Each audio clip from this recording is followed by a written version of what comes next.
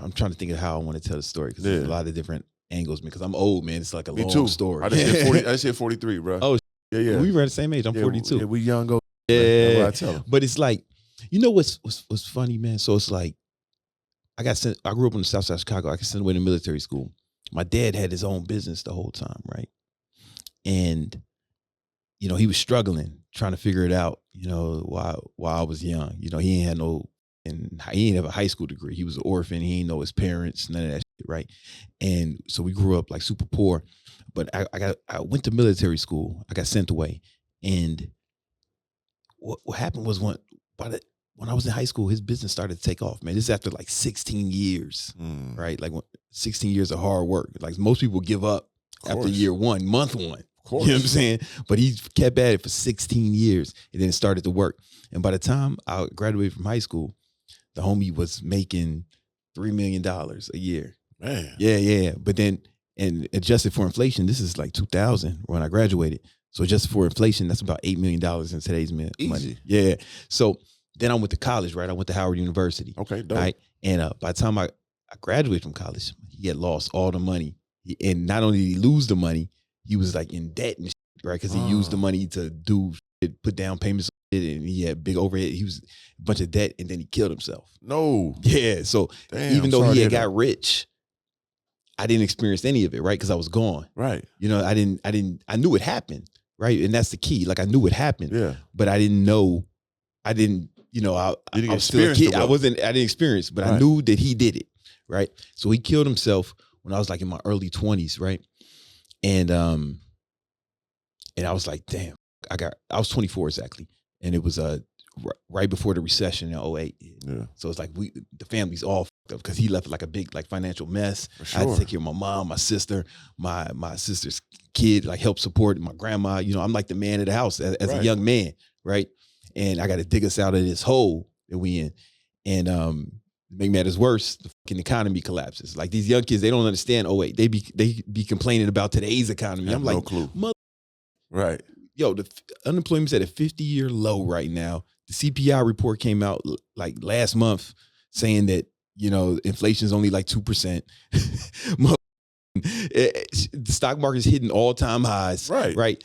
They don't know the real what a real mortgages was collapsing. Bro. Those mortgage scams, people was running up that money and everybody had to pay for that. And it was record unemployment. Like like GM almost went out of business. The government had to come save the auto industry and the banks. Imagine the banks going out of business. I mean, that's where we was at. Right. And unemployment was so high. There was people with master's degrees working at Starbucks. Like it was like a real thing. And I couldn't get a job even though I graduated from college. Right. So I was like, man, I could just cry like a hoe, but you know what? I'm gonna come up. So what I did was I just started waking up at like 4, training people in the morning because I had been a trainer since I was 16. Like I had been training people. So you always in shape. I started working out in high school just because I used to get into fights and shit, and I wanted to fight better.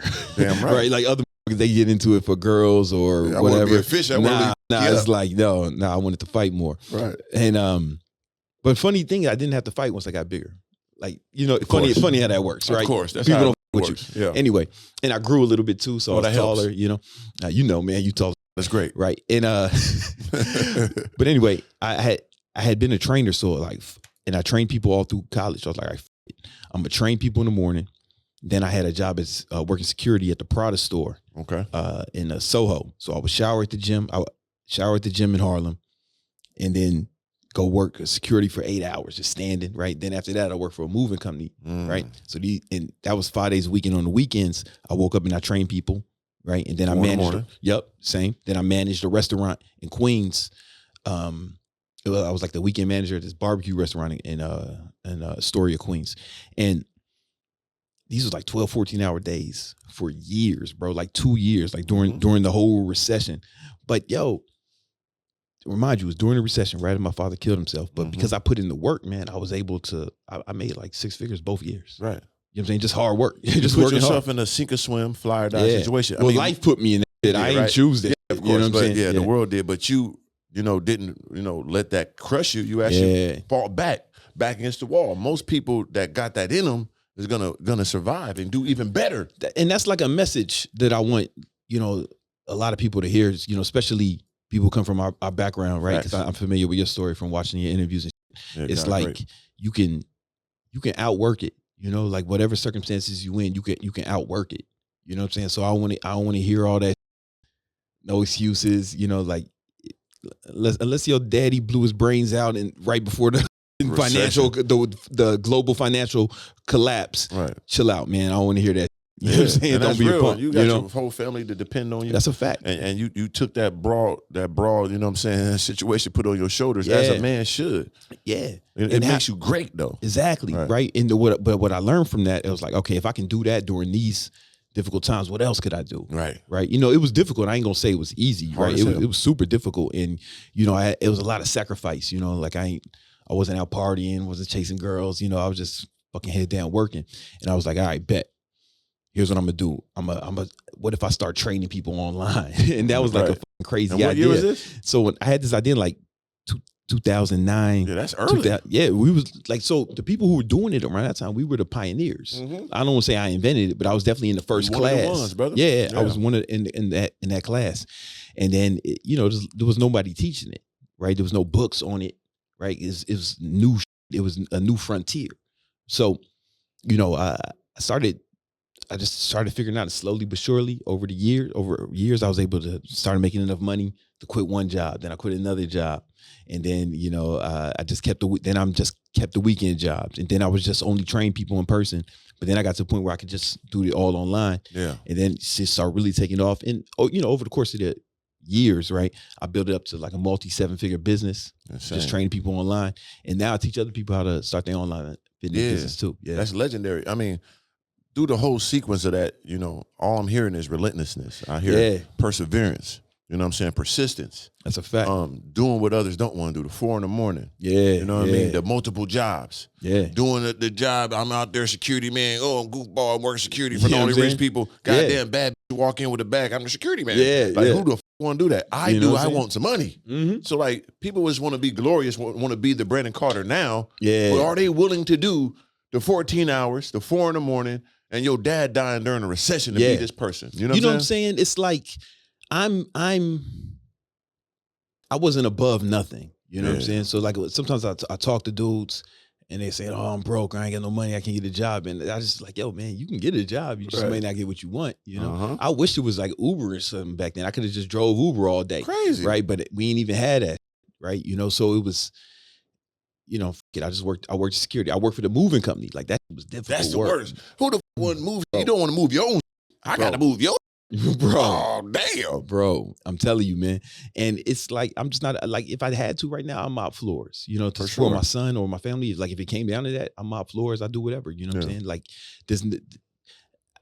I won't let nothing get in the way of me and accomplishing my goals, least of all my pride. You know what I'm saying? My pride or my ego, all that goes to the side when it comes to supporting your family, you know? And I think that is like one of the, you know, things in our neighborhoods that hinders us on greatness and really, you know, get to those levels because our pride and ego stops us from doing things that are going to get us up the ladder, right? Yeah. And that stops you. And on top of that, the major thing I see, because it happened to me a little bit, it's called the cool factor. Oh, like, I got to be cool. I'm too cool for that. Even pride and ego, like, I can't look like that. No, I can't. I mean, you too cool. You already, because if you cool, you already fucking bitch.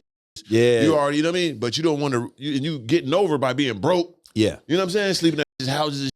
You ain't going nowhere. You know, I think that's a big problem, you know, because you know what it is? Most people live in this purgatory where they don't love where they at, but they don't hate it enough to do what's necessary to get out of it.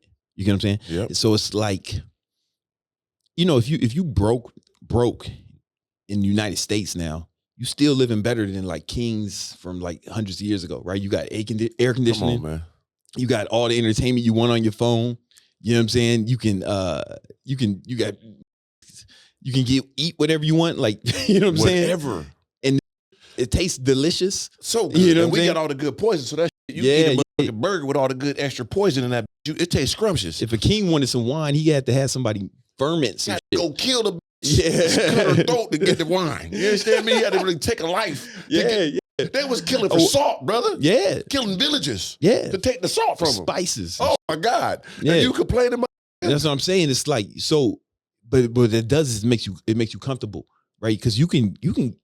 It's hard to in a first world country. We got so many safety nets that it's hard for you to be like really, really fucked up unless you got like a mental problem or you want some like real drugs. You know what I'm saying? But like if you in the hood, yeah, you in the hood, but you probably not gonna starve. You know, food stamps, all that. You know, like you probably not gonna starve to death. You know what I'm saying? But if you go to, I'm just saying, man. So the reason I say that is because it's easier to just kind of settle or just wish you can do some other, but to do to make the sacrifices, because now you got to give up these pleasures. You got to give up the TV on demand. You got to give up, you know, running around. You know, you got to give up all the other shit. Smoking weed, Hennessy. Yeah, because you can live a cool life, and if you're happy with it, that's fine. You know what I'm saying? Like I'm not. But they like no judgment though. But they want to complain and hate on niggas that's working hard and want to try to rob us. You know what I'm saying? And whoop, try to get, you know what I mean, do something to us because we worked hard and got up out of there. Yeah. And you are right, because it's like it was a meme I seen on Instagram explaining like the percentages of a person just having an automobile is richer than 75% on people on Earth. On Earth, yeah. You know, just able to, you know what I'm saying, have a house over your head with running water and bathroom. You're like, people not understanding that. Yeah. And I always think about that. I'd have had my ups and downs, but there's nothing I could ever complain about. Yeah. Well, you think I had an up and down? I'm looking like this right now, living in Miami. I was in a basement 8 years ago. Yeah. This is glorious. Yeah. If I was me 8 years ago, I'd bring tears to my eyes to see myself. I feel that. Yo, I'm gonna complain about. Sometimes, man, like the other day, man, I remember I wake up early and I do this walk. You know, I see you do the handstand. Yeah. And then I came back to my crib, man, you know, the private elevator, and I see the fucking ocean out the window. I'm like, I started thinking about like some of the downtimes, and you know, like I got a little misty eyed just thinking about every once in a while it hits me, man. Like, you know what I'm saying, did that, you know. When you come from a real place, bro, and you have real connection and reality in your brain, we can sit around all the time and then just look down at our like, damn, I got the Richard Millie. Yeah, you know what I'm saying? Damn, I look at my car, look at my crib, look at my woman. Yeah. That's real gratitude and appreciation, not only for the grind, but the blessings that we got because we put the effort in. Yeah. We could never let that go, bro. Yeah. And people get mad when you show it or have it, but you're not really understanding what this is. Yeah, what they say is like, yo, real rich people don't do that. But no, it's people who ain't self-made. They're going to be less ostentatious because it's like there's a certain amount of, I don't want to say embarrassment, but they don't have as much pride, right? Because they know they inherited it or they got it, you know, for a different method. They didn't have to go get it themselves. But when you get it yourself, then you got like a different kind of pride, right?